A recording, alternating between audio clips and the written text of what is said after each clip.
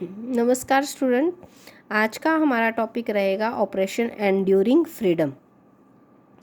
Enduring freedom जो है वो अमेरिका के द्वारा चलाया गया 2001 का ऑपरेशन है।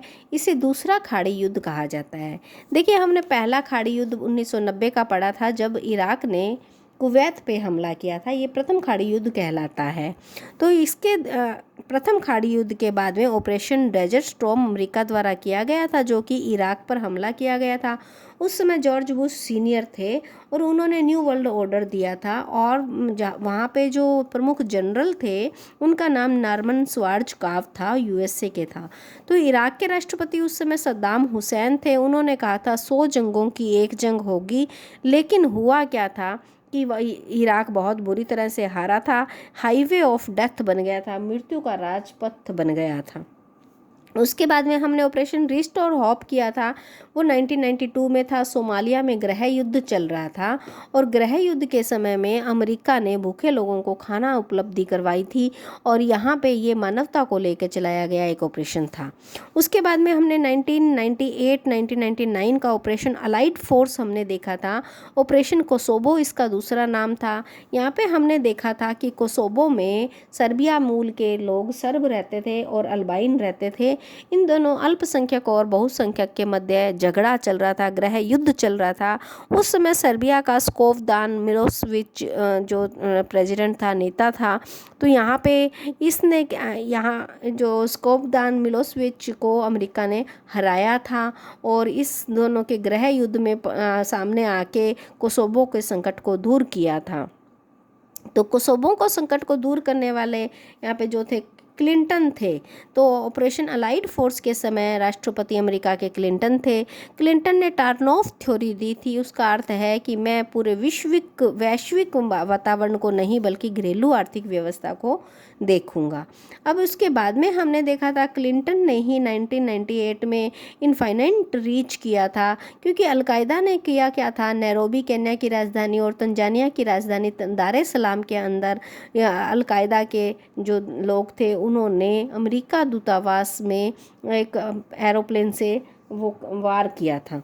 इसका परिणाम में हुआ क्या था, अमेरिका ने सूडान व अफगानिस्तान में स्थित अलकायदा के ठिकानों पर गाइड मिसाइल और क्रूज मिसाइल से हमला किया था। सूडान के कर्नल गद्दाफी को भी हराया था। ये जो ऑपरेशन इनफाइनाइट रीच है, इसने पूरे विश्व में अपनी यूएसए की एक अलग से पहचान बना दी थी। उसके बाद में देखिए हमने किया था ऑपरेशन एंड्यूरिंग फ्रीडम। वो आज हम करेंगे कि 2001 में चला था। इसे दूसरा खाड़ी युद्ध कहा जाता है। अमेरिका के लोग जो पहले महीना लिखते हैं, ये महीना है 11 सितंबर 2001 का ये जो दिन था, यहाँ पे हुआ था क्या था कि ये घटना ऐसी घटना थी 11 सितंबर 2001। अलकायदा अपहरणकर्ता द्वारा वर्ल्ड ट्रेड सेंटर से 2 जहाज उत्तर व दक्षिणी सेंटर से टकराए। तो एक पेंटागन से, यूएसए का जो रक्षा विभाग का मुख्यालय है उसका नाम है पेंटागन। पेंटागन ये क्या है, यूएसए का रक्षा विभाग का मुख्यालय। तो ये जो मुख्यालय है, तथा एक जो जहाज टकराया था वह पेंसिल्वेनिया के खेतों में जाके गिरा था। तो यहाँ पे हम देखेंगे कि 11 सितंबर 2001 को अलकायदा अपहरणकर्ता द्वारा वर्ल्ड ट्रेड सेंटर, यहाँ पे पेंटागन में, और वर्ल्ड ट्रेड सेंटर से 2 जहाज, यहाँ से 2 जहाज व उत्तर व दक्षिणी सेंटर से टकराए, और एक जहाज पेंटागन से टकराया जो कि यूएसए का रक्षा विभाग है। तो यहाँ से टकराया, और एक कहाँ पे गया, पेंसिल्वेनिया के खेतों में जाके गिरा। वो किसी से भी नहीं टकराया, खेतों में जाकर गिरा, जो कि कांग्रेस भवन से टकराना था। ये पेंसिल्वेनिया के खेतों में गिरा था। ये कांग्रेस वहाँ के की विधायिका का नाम है कांग्रेस भवन। कांग्रेस भवन की बजाय कहाँ गिरा, पेंसिल्वेनिया के खेतों में गिरा था। तो अलकायदा ने क्या एक प्लान बना रखा था कि यहाँ पे 9 महीना है 11 सितंबर 2001 को एक जो जहाज़ है वो पेंटागन में, 2 जहाज़ वर्ल्ड ट्रेड सेंटर में और एक कांग्रेस भवन पे अटैक करना चाहा था। अब परिणाम क्या हुआ? यूएसए के नेतृत्व में नाटो का अलकायदा व तालिबान पर हमला। अब ये एंड्यूरिंग फ्रीडम क्या है? एंड्यूरिंग हमला ऐसा हमला है जहाँ की अलकायदा व तालिबान अफ़गानिस्तान में यहाँ पे हमला किया और यहाँ पे जो लोग थे उसे एक जेल है उसका नाम है ग्वांतानामो वे जेल में कैरेबियन खाड़ी में क्यूबा के पास है। ये जैसे ये अमेरिका है, यहाँ पे क्यूबा है छोटा सा, तो यहाँ पे दक्षिणी अमेरिका है, ये उत्तरी अमेरिका है, यहाँ पे क्यूबा है। तो क्यूबा के पास में कैरेबियन खाड़ी में एक जेल है ग्वांतानामो वे जेल। इस जेल में यूएसए नौसेना का ठिकाना कि यहाँ पे शक के आधार पे किसी भी व्यक्ति पे जिसको दुनिया में किसी भी व्यक्ति पे शक के आधार पे पकड़े गए सैकड़ों लोगों के साथ में अमेरिका ने इस जेल में डाला और अमानवीय अत्याचार किए। तो ये जो अत्याचार किए गए थे यह आतंकवाद के विरुद्ध विश्वव्यापी युद्ध कहलाया था। यहाँ इससे आतंकवाद के विरुद्ध विश्वव्यापी युद्ध और पूरे विश्व का कोई भी राष्ट्र का कोई भी नेता अमेरिका के विरुद्ध नहीं बोल पाया था। यहाँ पे जॉर्ज वाकर बुश था। जॉर्ज वाकर बुश जो है जॉर्ज सीनियर का बेटा था। देखिए हमने देखा था कि 1990 में जॉर्ज बुश सीनियर था, उसके बाद में 98 में हमने देखा कि विल क्लिंटन था और यहाँ पे जॉर्ज बुश सीनियर का बेटा जॉर्ज वाकर बुश था। जॉर्ज वाकर बुश राष्ट्रपति था। इसके द्वारा चलाया गया था operation enduring freedom. Enduring freedom का अर्थ अब एक बार फिर से समझ लेते हैं कि पेंटागन जो कि यूएसए का रक्षा विभाग था, वर्ल्ड ट्रेड सेंटर से 2 जहाज, पेंटागन से 1 जहाज और कांग्रेस भवन से जो जाके लगना था वो पेंसिल्वेनिया के खेतों में जाकर गिरा। ये सारे के सारे जो जहाज थे वो अलकायदा और तालिबान द्वारा गिराए गए थे।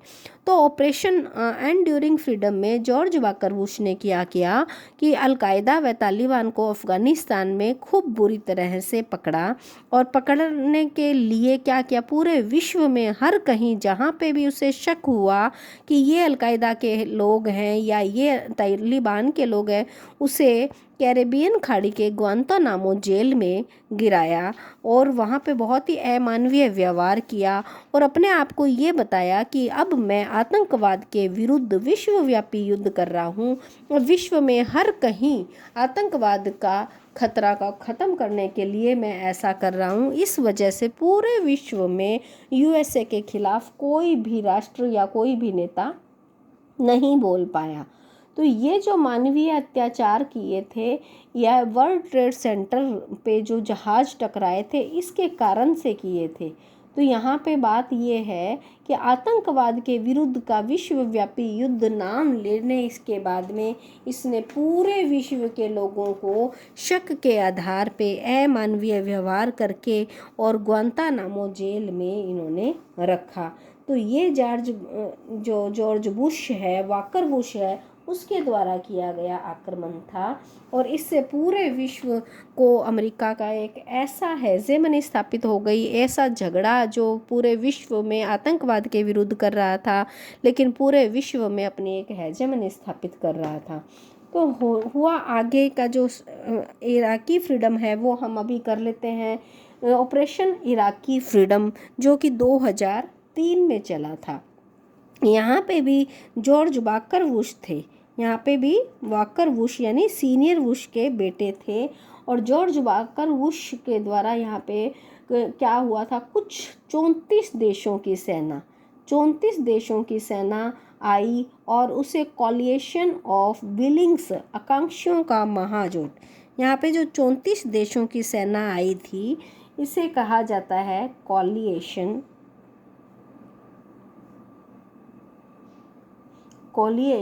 ऑफ बिलिंग्स, आकांक्षियों का महाजोट। यह थी 34 देशों की सेना।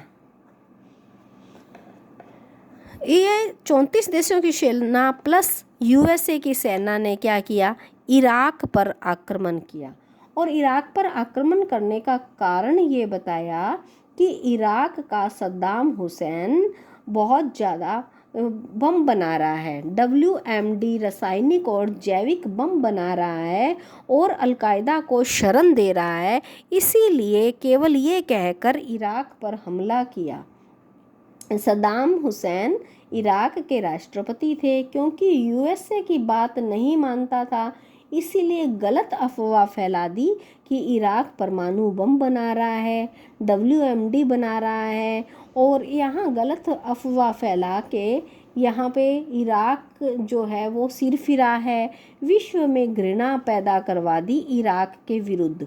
तो यहाँ पे कोफी अन्नान जो यूएनओ है, संयुक्त राष्ट्र संघ के महासचिव कोफी अन्नान थे, कोफी अन्नान ने बुश को यह देखने के लिए कि क्या वास्तव में इराक ऐसे कोई WMD रासायनिक जैविक परमाणु बम बना रहा है, तो कोफी अन्नान ने इसे देखने के लिए एक रिपोर्ट बनवाने के लिए किसी को तैयार किया। तो जो कोफी अन्नान थे उन्होंने अपना जो राजदूत है प्रकाश शाह ने इराक में मामले को अवैध करार किया कि ऐसा नहीं है कि इराक कोई भी बम बना रहा है।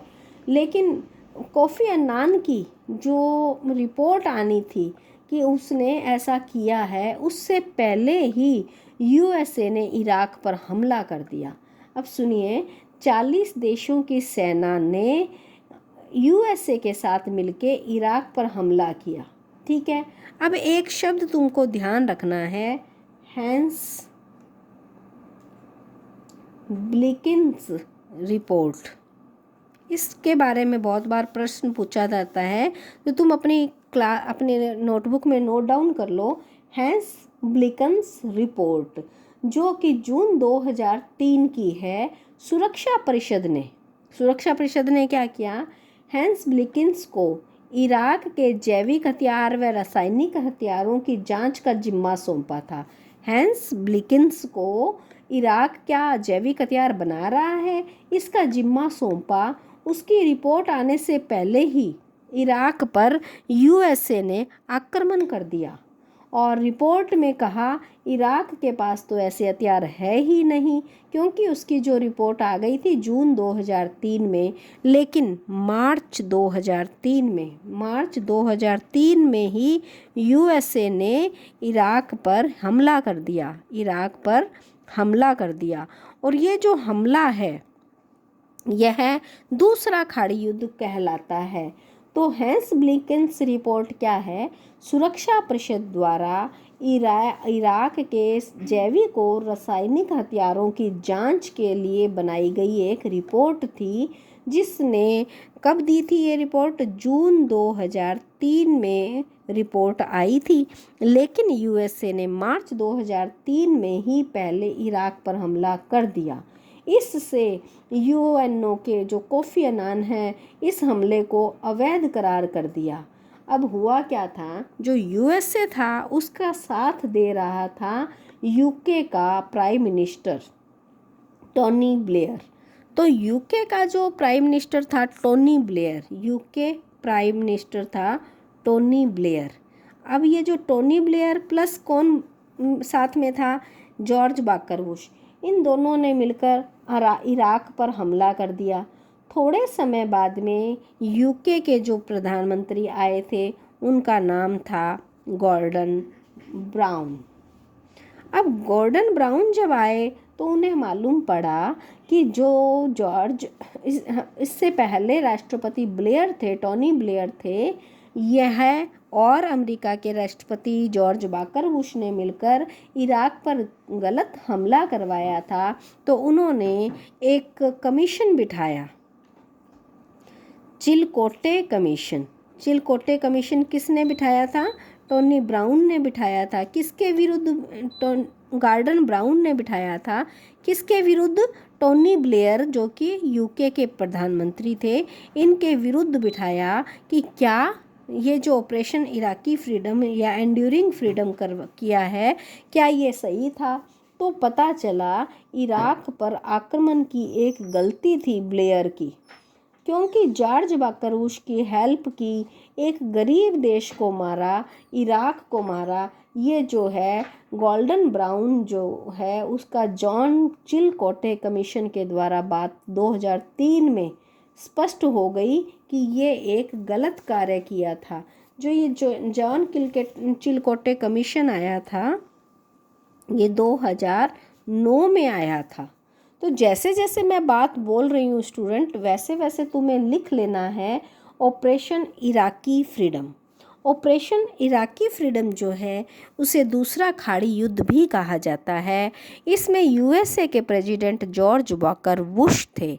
यहाँ पे 9/11/2001 यानी कि 11 सितंबर 2001 को पेंटागन पे, वर्ल्ड ट्रेड सेंटर पे और पेनिसलेनिया पे जो जहाज़ गिराए गए थे, इसके विरुद्ध में इराक के जो अलकायदा है, यहाँ पे इन्होंने बहुत सारा कार्य ऐसा किया कि तालिबान और अलकायदा पर इन्होंने हमला किया था। यूएसए ने हमला किया था और ग्वांतो में जेल में आतंकवाद के विरुद्ध विश्वव्यापी युद्ध के नाम पर पूरे विश्व में यूएसए ने अपनी हेजेमनी स्थापित की थी।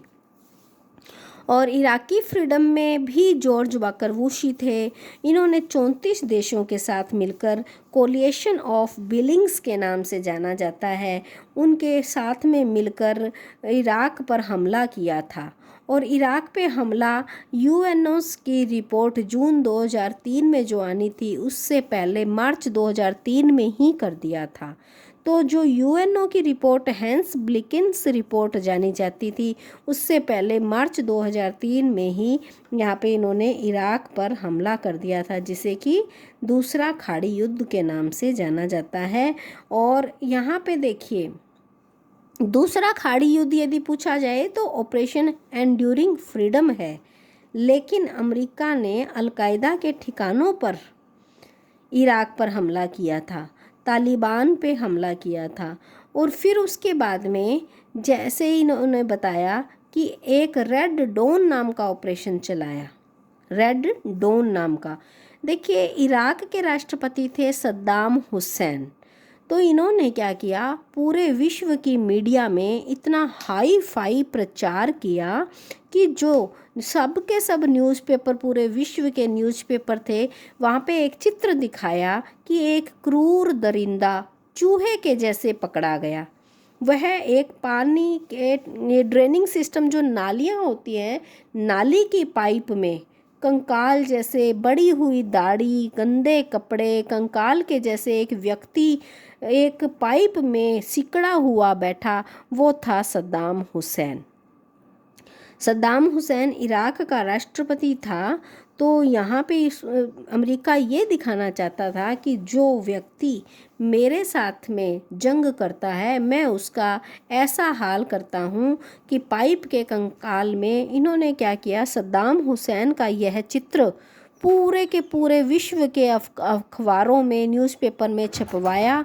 और ये हेजेमनी, मनोवैज्ञानिक प्रभाव, साइकोलॉजिकल इफ़ेक्ट बनाने की कोशिश की कि पूरे मीडिया द्वारा लिया गया ऐसा चित्र ताकि यूएसए को हाइपर पावर कहा जाए। ऐसे ही वेदराइन ने, हमने देखा था, वेदराइन ने अपने जो यूएसए है उसको सुपर पावर ही नहीं बल्कि एक हाइपर पावर कहा है। तो ऐसे हाइपर पावर बनने के लिए इन्होंने इराकी फ्रीडम 2003 किया था, जिसमें एक क्रूर दरिंदा चूहा जो सद्दाम हुसैन की चित्र को पूरे के पूरे विश्व के अखबारों में दिखा के ये बताया कि सद्दाम हुसैन के साथ में अमेरिका यदि ऐसा कर सकता है तो दूसरे राष्ट्रों के साथ में भी कर सकता है, अमेरिका बहुत ज़्यादा पावरफुल है। ये दिखाने के लिए, इस चित्र को मनोवैज्ञानिक प्रभाव दिखाने के लिए पूरे विश्व में इन्होंने दिखाया। इसे कहते हैं इराकी फ्रीडम।